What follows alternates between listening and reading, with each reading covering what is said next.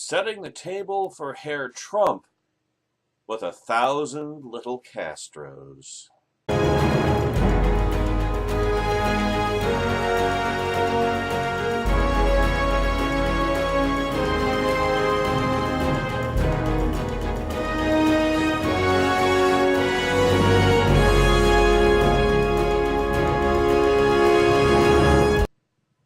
Think of it, ladies and gentlemen, as a prelude. For many social justice warriors, systematic oppression of dissent is a feature, not a bug, as Andrew Klein elaborated on at nationalreview.com on Monday. Totalitarianism employs three primary methods of silencing dissenters: convert them, marginalize them, or eliminate them. The Castro regime's success in pursuing these ends was evident in the public silence that followed the government's declaration of a 9-day mourning period after Fidel Castro hopped that Edsel to hell. In Havana, the streets were quiet in accordance with the government decree. In the United States, there was another eerie silence. From the left's ever-churning outrage factories, which hum 24/7 with the din and clatter of denunciations and pronouncements on every topic that can be bent to political use, we heard only the white noise of spinning gears. As a general rule, the left refrains from denouncing its own. They're good tribalists. Movement solidarity is a hallmark of leftism.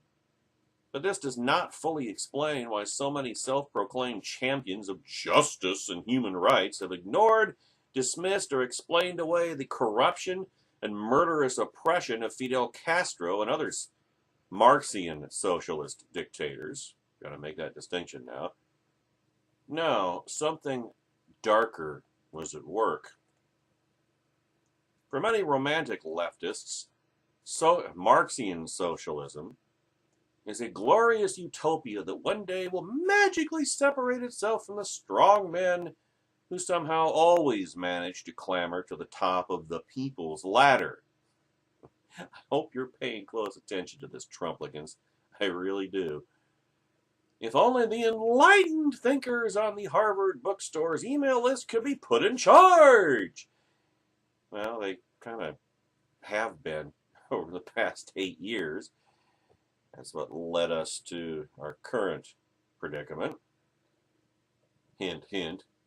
There's a tease, a little foreshadowing for you in the video business. Others have or are not so naive. They understand that Marxian socialism is systematic oppression. Well, actually, all brands of socialism fit that bill, including the incoming version. National Socialism. Socialism is systematic oppression, but they see this as a feature, not a bug. To them, as it was for Castro, who wandered his way to Marxism, socialism offers a system in which the social and political orders are overturned. Burn it down! Remember that, Trumplicans? And the leftists at long last can be on top. Even the orange ones. If the levers of power finally in their grasp, the redistribution and the retribution can begin. Retribution? You know when you want it, Trumplicans. You know that you're lusting after it. You're drooling. You're slavering for it. Now, if this seems a little far-fetched, grab a Donald Trump sign, the irony, and go loiter in the quad of your nearest lefty college campus for an hour. Or play Sweet Home Alabama. Sweet Home Alabama. In a Brooklyn supermarket. Castro forced every Cuban to face this daily choice: comply or be punished. It's going to be the same under Trump. This is precisely the choice America's would-be totalitarian leftists, both of the Marxian socialist and National Socialist varieties, dream of imposing upon as many Americans as possible. The only difference being which tribe is doing it to which leftist tribe is doing it to whom. In Cuba, as in communist regimes everywhere, the entirety of life is politicized, as it will be under Trump and his National Socialist regime. Castro erased the line between public and private. He initially banned the Beatles and jazz because they encouraged the wrong kind of thinking. In an interview with Jazz Times, the great Cuban trumpeter Arturo Sandoval recalled that Castro's mania to suppress decadent Western culture led him to control even what instruments musicians could play, effectively ordering more cowbell. We wanted to play bebop, Sandoval said, but we were told that our drummer couldn't even use cymbals because they sounded too jazzy. We eventually used congas and cowbells instead. This is kind of along the same lines as now, once Trump takes over, every American woman will be required to get a boob job. At government expense, of course. It'll be part of Trump care. Likewise, America's totalitarian left attempts to reshape American life by politicizing everything. And it's not going to stop under Trump. It uses boycotts to pressure companies to comply with political demands or threatens them with 35% tariffs. It shames public and private figures who express incorrect opinions or threatens them with mob violence. It demands the firing or public humiliation of any prominent person who strays from orthodoxy. It tells us what TV shows we should watch, which musicians we should listen to, what jokes we should find funny, what food to eat, where to live, how to dress, how to speak, and how to think. And now all of those things we will be required to have Trump's name plastered all over them. One could counter that patriots used social pressure tactics against loyalists during the American Revolution, except that there were a lot more Tories than there were patriots. But in any case, that was during a war when losing meant execution for treason, which we won't be far off. We're not far off from that now, actually. The totalitarian left of the Marxian or National Socialist varieties uses these tactics in an all-encompassing, never-ending culture war. The end goal is nothing short of a complete reversal of the American social order. To get a taste for American culture under complete leftist control, read the news from college campuses or Donald Trump's Twitter feed, where thought police lurk everywhere and few who stray from political orthodoxy dare speak their mind. Last year, Northwestern University feminist communications professor, that's an actual job title, man, Laura Kipnis, wrote an essay for the Chronicle of Higher Education in which she questioned the prevailing attitudes towards sex between professors and students. Approximately 30 students marched on her office and 2 filed a federal Title IX complaint against her. The university responded by investigating her simply for raising questions. The response made these lines from her essay eerily predictive. Quote, "The new codes sweeping American campuses aren't just a striking abridgment of everyone's freedom. They're also intellectually embarrassing. Sexual paranoia reigns. Students are trauma cases waiting to happen. If you wanted to produce a pacified, cowering citizenry, this would be the method." Close quote. Of course, you're not going to have that under Trump from the left. They're going to be banning the barricades, which is why the next 4 years is going to see levels of violence we have never seen in this country, even in the 1960s. 1860s maybe, not 1960s. Producing a pacified, cowering citizenry could be the goal of the University of Vermont's bias policy, which encourages students to report one another for expressing a personal inclination or temperament based on unreasoned judgment or belief. The university's options for responding to complaints of bias are said in one paragraph that could come from a Soviet pamphlet on how to handle disloyal comrades. Quote, depending on the nature and severity of the behavior, the associated bias and impact, incidents will be addressed as appropriate through interventions such as education, restorative practices, community dialogue, and formal processes through institutional offices. For example, review, investigation, and resolution. Close quote. In sum, if re-education doesn't work, there is shame, and if that fails, formal punishment. On some campuses, sexual assault and civil rights violation complaints are increasingly handled not first by law enforcement, but by kangaroo courts that deny the accused the opportunity to present evidence or challenge the accusations or otherwise defend themselves. I was the victim of that once, right at the end of my tenure at that bakery. I wasn't told who. The accusation was ridiculous. I had no idea what they were talking about. They wouldn't tell me who was making the accusation. I didn't get a chance to defend myself. They just said, well, you got to own it. Own what? I said. Didn't matter. Reprimand went in my personnel file. That was a clear indication of where I was headed in that job. The Washington Post reported that during Professor Kipnis's meeting with investigators, she was denied an attorney and not informed of the charges against her. Well, this is sounding very familiar.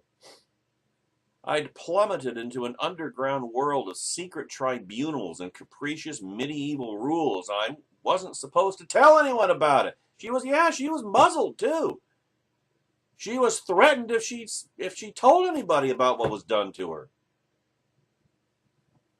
The left's never-ending harassment of political opponents is designed to suppress dissent, and it is taken straight from the socialist dictator playbook, whether Marxian or national. Here is how Freedom House describes the political climate in Cuba. Quote, all political organizing outside the PCC, Partido Comunista de Cuba, Cuban Communist Party, is illegal, and independent campaigning is not permitted. Political dissent, whether spoken or written, is a punishable offense, and dissidents are systematically harassed, detained, physically assaulted, and frequently sentenced to years of imprisonment for seemingly minor infractions. The regime has called on its neighborhood watch groups, known as Committees for the Defense of the Revolution, to strengthen vigilance against anti-social behavior, a euphemism for opposition activity. This has led to the use of acts of repudiation or supposedly spontaneous mob attacks. Trumpers should be very familiar with that tactic, because they've used it enough times, to intimidate and silence political dissidents. Close quote. The totalitarian left supports speech codes, hate crime prosecutions for political opponents, and a rewriting of the First Amendment to allow government to suppress political speech uttered by opponents of the government. In fairness, not just in fairness, it absolutely fits. Donald Trump also favors curtailing the First Amendment freedoms, and to no lesser of a degree. The way the totalitarian left in America handles political opponents is disturbingly similar in spirit to the way the Castro regime handles them. The primary difference is that the American left lacks the dictatorship's tools, or rather they haven't seized them yet. Were it to have full access to the tools of the state, it almost, as they have had for the past 8 years, it almost certainly would use them. And Trump will use them. Note that every single Democrat in the House voted in 2014 to suppress political speech and in large measure repeal the First Amendment. We can only guess how far the left's aspiring dictators would go to reshape society, but then we really don't have to guess. We've had the last 8 years of Obama, and we're going to have an undetermined point of a stretch of time up to a maximum of 4 years under Donald Trump. So we'll see. We will see it unfold. But we can take clues based on how they have handled the power they have accumulated and how they have responded to reports of brutality from the people they emulate. The totalitarian left has spent decades cultivating 1,000 little Castros throughout the United States. They have attained significant authority on college campuses, which they have labored to convert into their own little island prisons. God help us if their angry, busy hands ever grasp control of the machinery of state. But then, Mr. Klein, they've had control of the machinery of state for the past 8 years. And that has set the stage for that state of affairs becoming immeasurably worse under Herr Trump. You gotta love how the Marxian left is now, all of a sudden, overnight, concerned with the dangers of what Charles Cook at nationalreview.com yesterday, just described as illiberalism. But it's tribalism. It's like I said in a recent video. It will be much as it was back in the 70s under Nixon, late 60s, early 70s.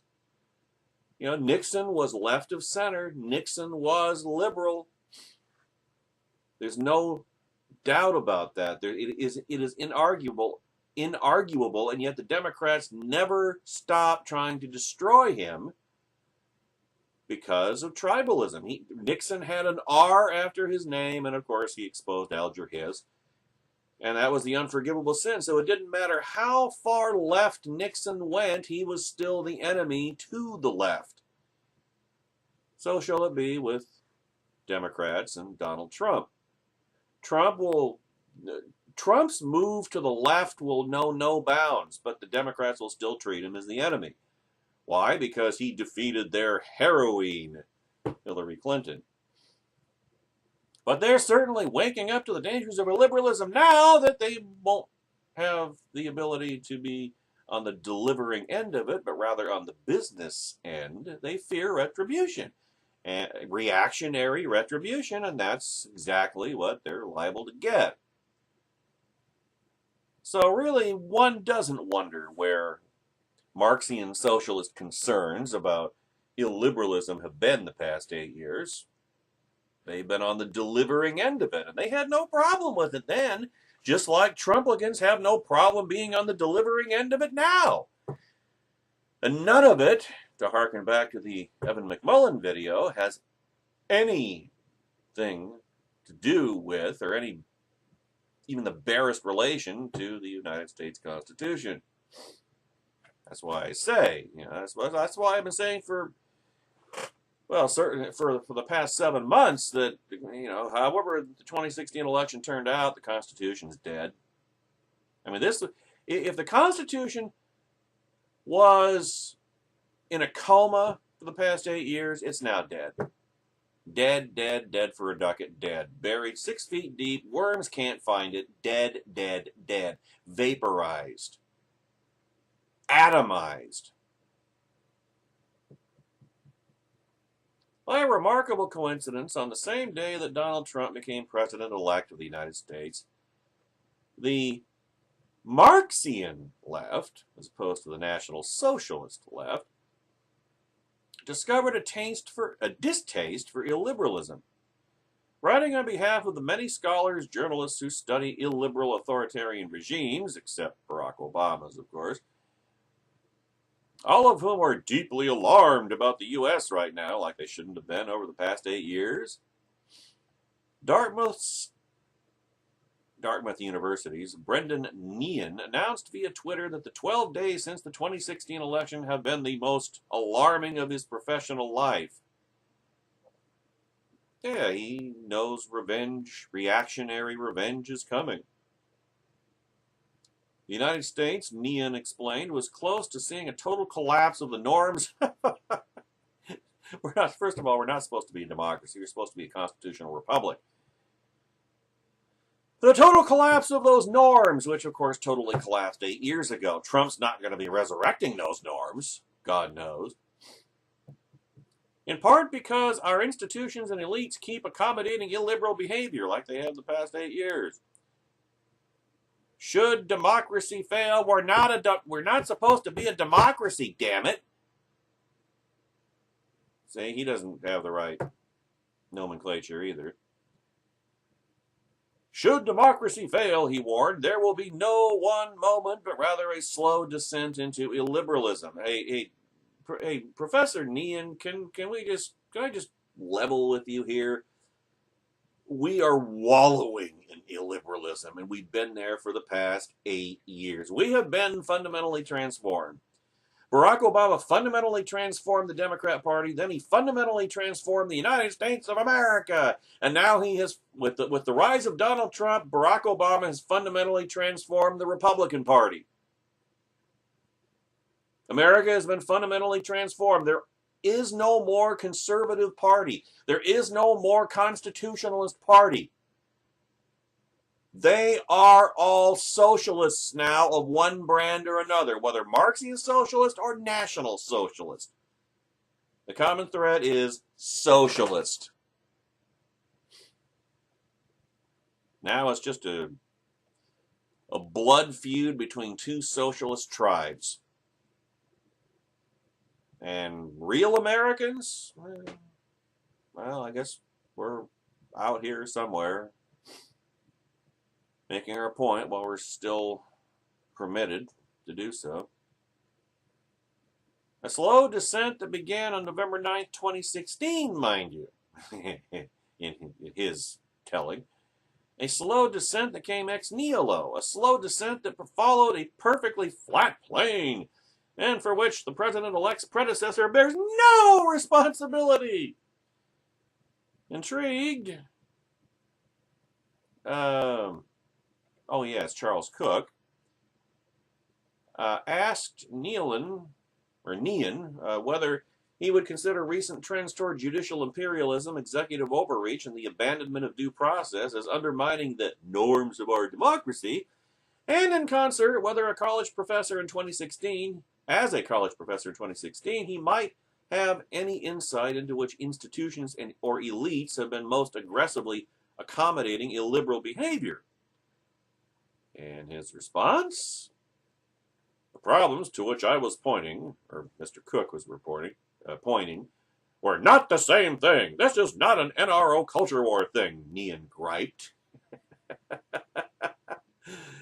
Oh boy, it's, you can always tell when you got a leftist pinned down because they gripe or they personally attack you. One of the two. I see it all the time from Trumplicans. I got one Trumplican relentlessly calling me a hater because I criticized Donald Trump and continue to do so. It's like, well, he won, so we all gotta get on board. We all gotta get with the program. Get on the reservation. It's like they've totally forgotten the concept of being in opposition, which we're allowed to do, or at least, well, I mean, we weren't allowed to under Obama. Trump technically hasn't taken power yet, but the executive orders will be coming, so I have no doubt about that. Now, it seems that tyrannize is one of those irregular verbs. I engage in the culture war. You undermine democratic norms. He's ushering in Nazi Germany. Well, not Nazi Germany. National Socialist America. You know, Nazi was a German acronym.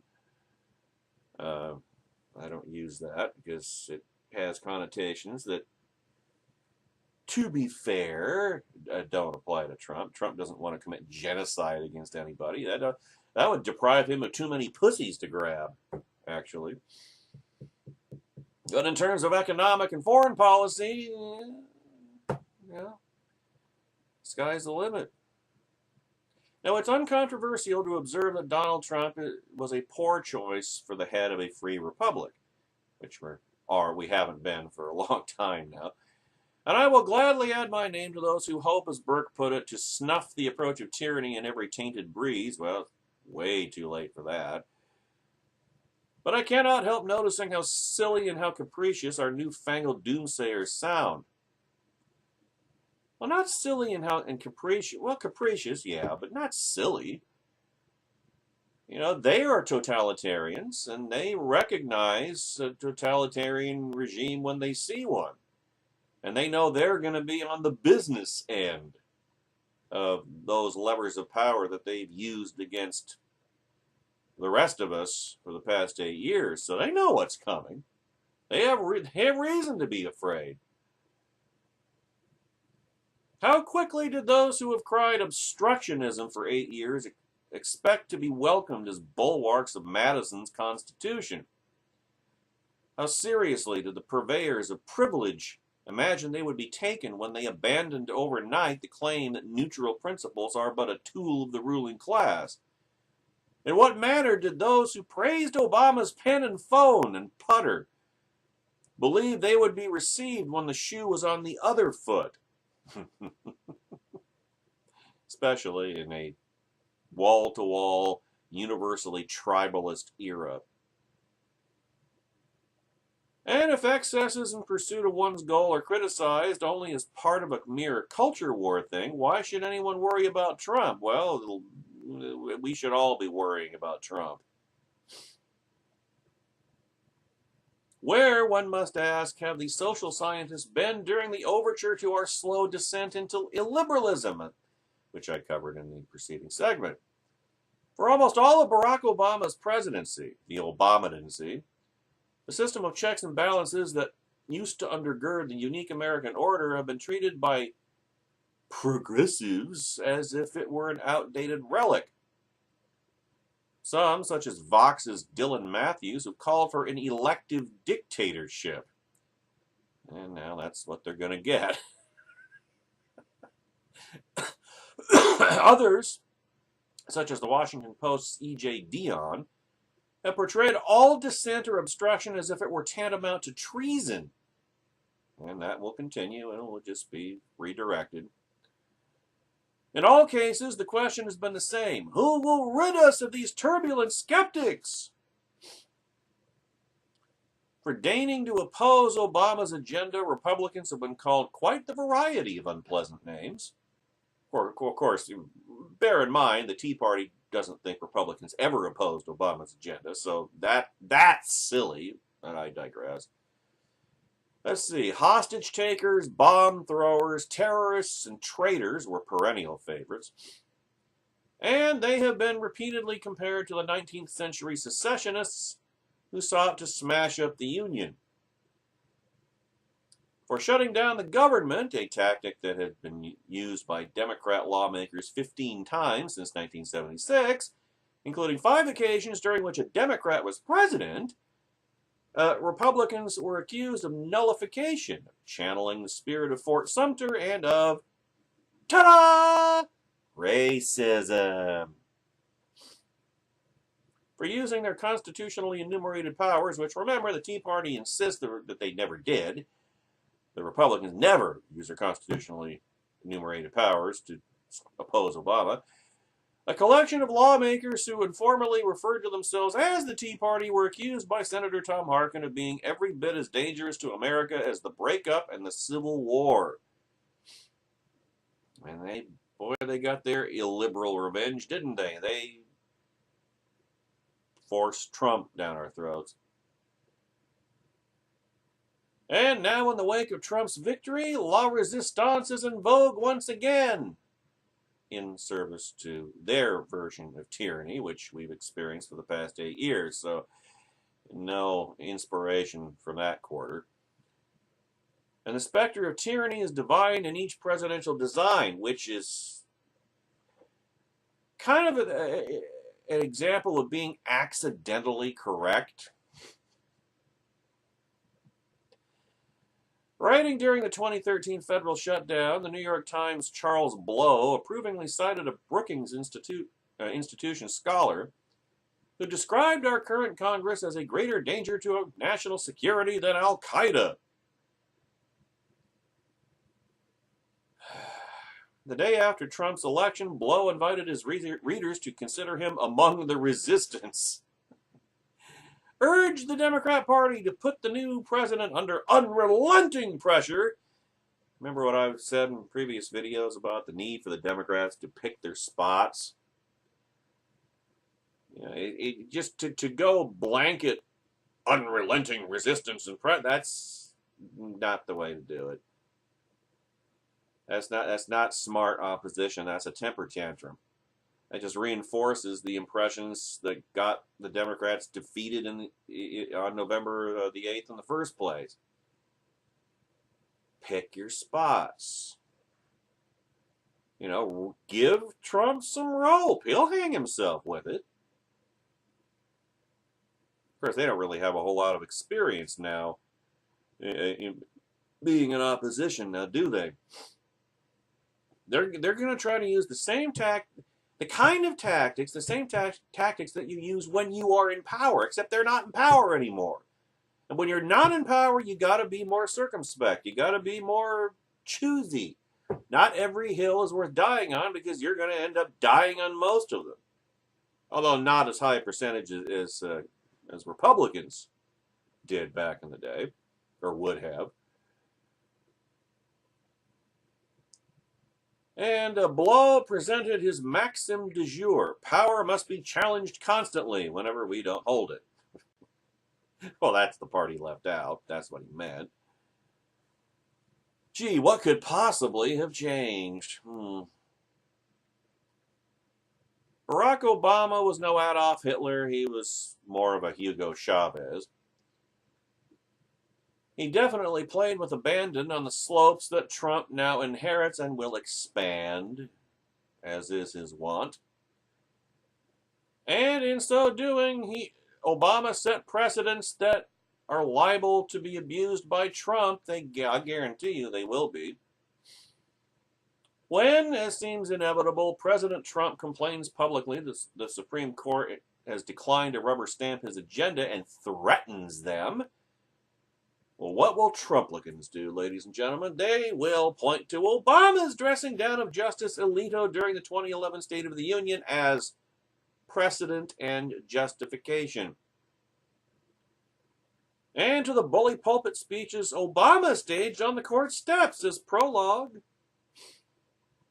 When, as he has already in proposing Nigel Farage as the UK's ambassador to the US, Trump violates centuries of diplomatic protocol, his cultists will shriek that, well, Obama was against Brexit. When Trump attempts to dominate Congress and to usurp its legislative functions, his acolytes will show videos of Obama's "we can't wait" as justification and precedent. When Trump undermines due process, we will be reminded of the Democrats' support for restricting the Second Amendment based on the government's terror watch list, and of the kangaroo courts that have been set up on college campuses across the land, as we discussed in the first segment. In other words, tyranny justifying more tyranny. Where is the Constitution in all of this, I ask you, Mr. Gibbs?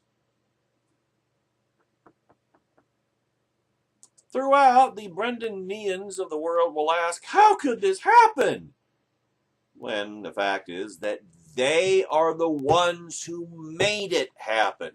They are the ones who paved the way. The 1,000 Castros across the country paved the way for the rise of Trumpian or Trumpist or Trumpoid National Socialism, ladies and gentlemen. Who gave us Trump? The Marxian left gave us Trump and the National Socialist left. Or, as Cook put it, the answer will be elementary. It happened because process was subordinated to partisanship and because ends became mistaken for means. That is the precedent. It happened because men are forgetful and myopic and prone to drawing straight lines. It happened because even the best among us are tempted by expedience. In private, we ask, do unto others as you would have them do unto you. In public, it's, if you would not see your enemies handed untrammeled power, seek it not for your friends. But what did we actually get? Revenge! Or do unto others because they did unto you. That so many are skeptical of an incoming president is, by my lights, a very good thing. That they are unable to see illiberalism's continuum and to place his predecessors on it is decidedly less so. This brave new world came into being a long time ago, like 8 years ago, 9 years ago. Only a fool shows up at the changing of the guard and complains about the soldiers' new uniforms, complete with those classy new armbands, too.